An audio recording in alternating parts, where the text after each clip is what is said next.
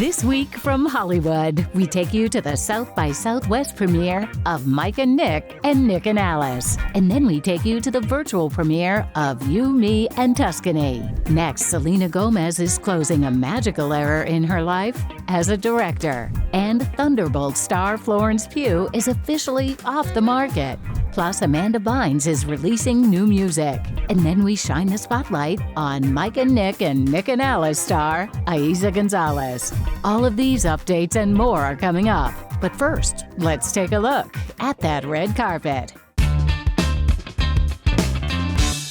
First up, we take you to the premiere of Mike and Nick and Alice at South by Southwest.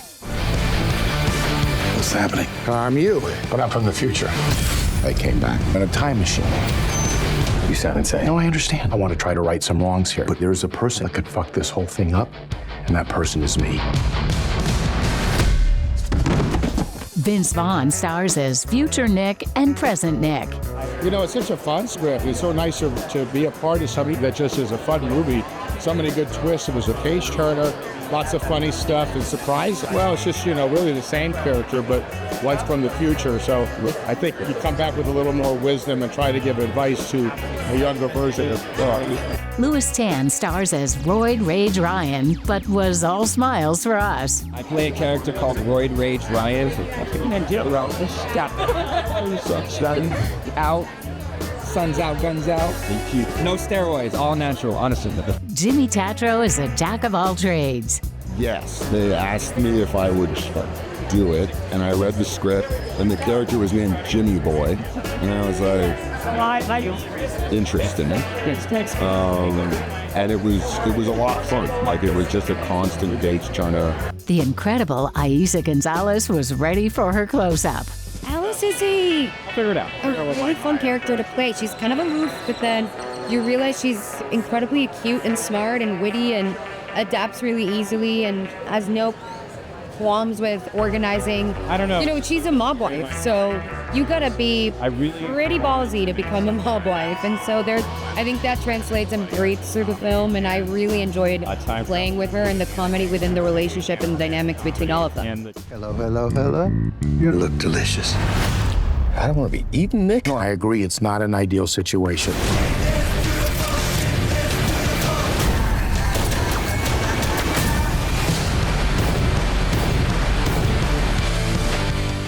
Next, we take you to the virtual premiere of You, Me, and Tuscany. First time to Tuscany? My first time pretty much anywhere. Hello? Who leaves an engagement ring in a junk drawer? What are you doing here? Arresti questa donna! This is all a really big misunderstanding. Dio mio, she's marrying Matteo.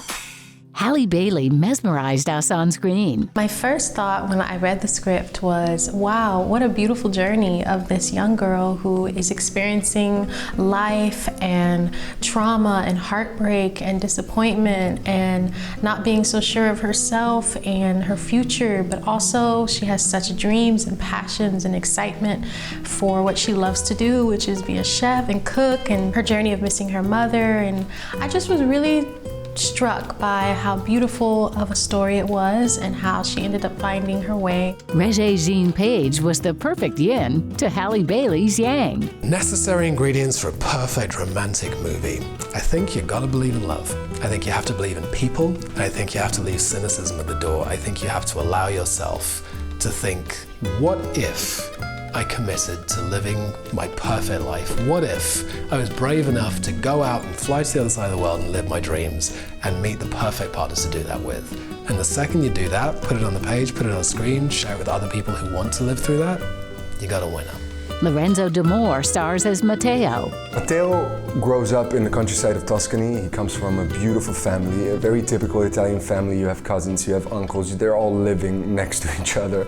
And I think he had some sort of healthy arrogance growing up. He was very hungry, and so he decides to get out of this bubble and find his own passions. And so he goes and he moves out of the house and he starts traveling the world. Kat Coiro directed the romantic comedy straight to the box office. Reggae and Halle just had this instant chemistry and bond, and they're so different in their kind of fundamental personalities that I knew it would work right away. You deserve to live your life the way you want it. Is that rain? Oh my God. Okay. You can eat, pray, and love me, baby.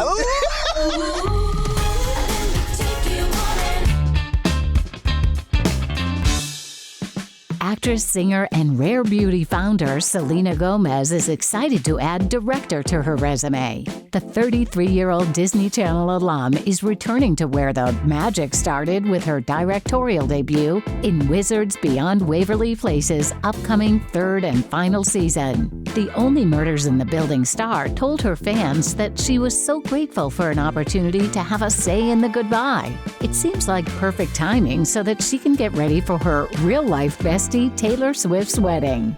Thunderbolt star Florence Pugh just went Instagram official with Peaky Blinders' Finn Cole. Fans have been speculating for over a year about the under-the-radar couple after he joined Florence and her family at the London premiere of Thunderbolts. The two 30-year-olds were seen in 2024 at Glastonbury Festival, and around that time, the Black Widow alum confirmed she was in a new relationship but declined to name the person. Florence previously dated actor Zach Braff from 2019 to 2022. Kanye West has been denied entry to the UK, and his headlining act for the Wireless Festival has tanked the whole operation. Kanye's visa was revoked as a response to his recent anti-Semitic comments. Even though the 48-year-old apologized to the Jewish community, it was not enough, and two main festival sponsors withdrew. Ticket holders will receive full refunds.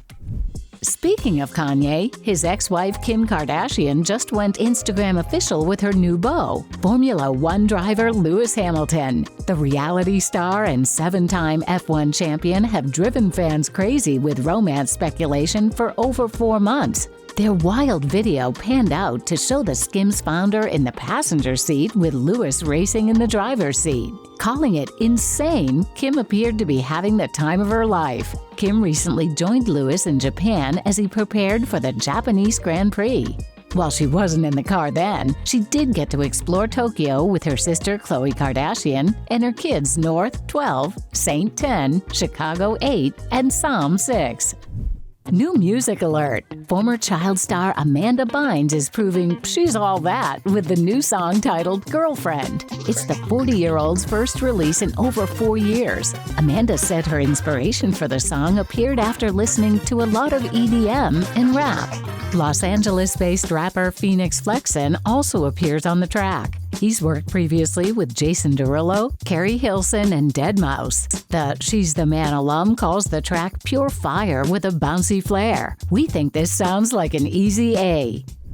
Tori Spelling and 4 of her 5 children were involved in a car crash where 3 additional people were also injured. The incident happened in Temecula, California, when a driver sped through a red light, ramming into the 52-year-old's vehicle. No arrests were made, and the collision is still under investigation. 3 ambulances reportedly transported victims to the hospital, where they were treated for concussions, contusions, cuts, and bruises.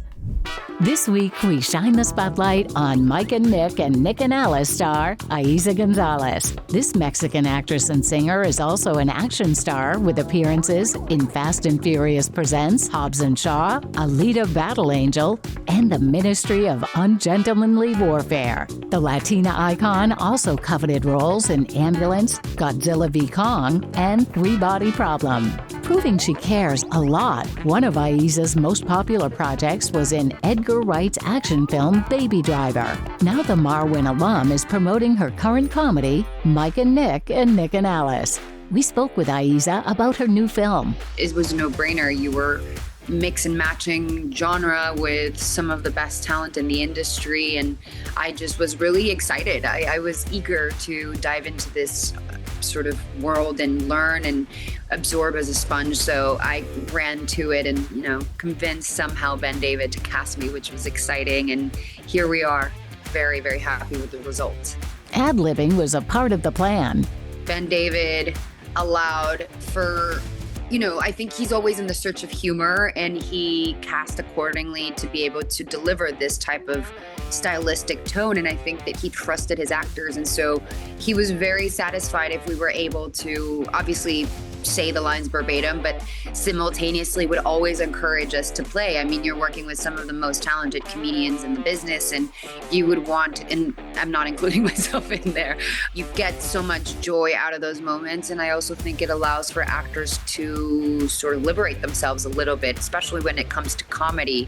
Comedy is really a tennis match. You have to sort of throw the ball correctly so that you can hit it back correctly, and it becomes a really fun, entertaining match to watch. And the best ones at comedy understand that they have to set you up and make your next line better so that everyone can win. And Vince has a deep understanding of that. He's completely selfless when it comes to performance, and that makes an incredible dynamic on set. So there's 2 Nicks. Well, you have some questions. I would imagine you would have some questions. I had a lot of questions. Well, I do have a question. Which Nick's from the future? What? How did you know? Are you from the past? We have your first look at The Invite, Olivia Wilde's buzzy Sundance title starring Penelope Cruz, Edward Norton, and Seth Rogen. The film is a remake of the Spanish title The People Upstairs. Olivia directed the feature from a screenplay by Will McCormick and Rashida Jones. The comedy of errors centers on a couple on the brink of extinction when their upstairs neighbors decide to come to dinner and things go from bad to worse. We can now confirm that actor Andy Serkis will reprise his role as Alfred Pennyworth, Bruce Wayne's butler, in The Batman 2. There was discussion regarding his return to the franchise because of another New Line commitment, The Lord of the Rings: The Hunt for Gollum. Well, he's managed to make them both work. He also just directed Animal Farm for Angel Studios. Production on The Batman 2 kicks off this summer in London. Andy will be joined by co-stars Robert Pattinson, Colin Farrell, Scarlett Johansson, and Sebastian Stan.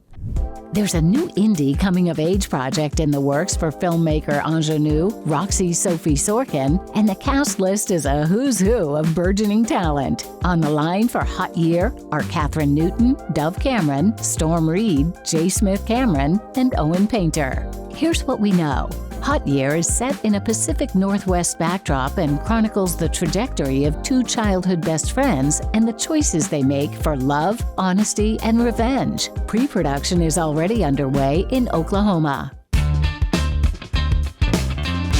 This week on our Hollywood Box Office Countdown, we're giving you the top 5 films of the week. Here we go.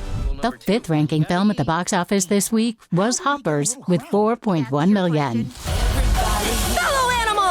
The humans have stolen their last inch of land from us. There he is. We gotta fight back. The 4th ranking film at the box office this week was You, Me, and Tuscany with $8 million. But he told me about his big old villa just sitting there. Empty. Don't come calling me from no Tuscan jail. The 3rd ranking film at the box office this week was The Drama with $8.7 million. Emma, true love is complicated. Sorry, I was just trying to do your stupid joke thing. The 2nd ranking film at the box office this week was Project Hail Mary with $24.5 million. He's a genius engineer, and if I can't understand what he's saying, he puts on a little puppet show for me and my tiny brain, and you know what? I don't mind it. And the number 1 ranking film at the box office this week was the Super Mario Galaxy movie with $69 million. What's up, Mario? Behold! I made a masterpiece for Princess Peach. What do you think? Love the colors. Hollywood birthdays this week have our celebrities turning anywhere from 27 to 87.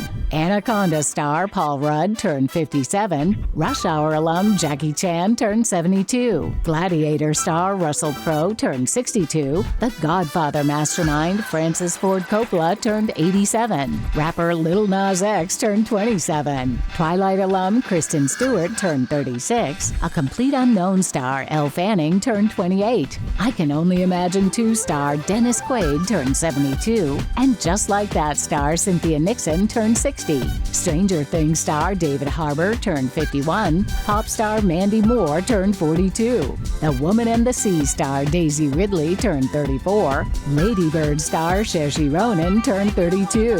Homeland alum Claire Danes turned 47. And former talk show host David Letterman turned 79. Be sure to tune in next week for more glitz, glamour, and news from Hollywood Newsfeed.